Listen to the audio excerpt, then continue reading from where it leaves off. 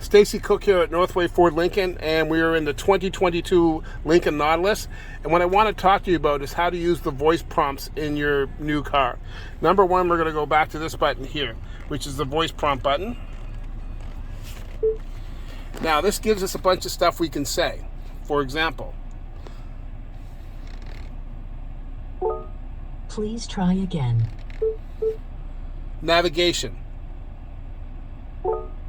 To go somewhere, say drive me to, followed by where you want to go to. You can say the name of a place. Get directions to Starbucks.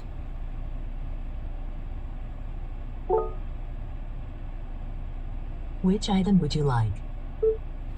Number one. Starting route to Starbucks. It's that easy. Basically, you're just going to read the prompts off of what the screen says and just follow along, and there you go. Be alert. All right. Use voice commands Enjoy it. while driving. Bye-bye. Please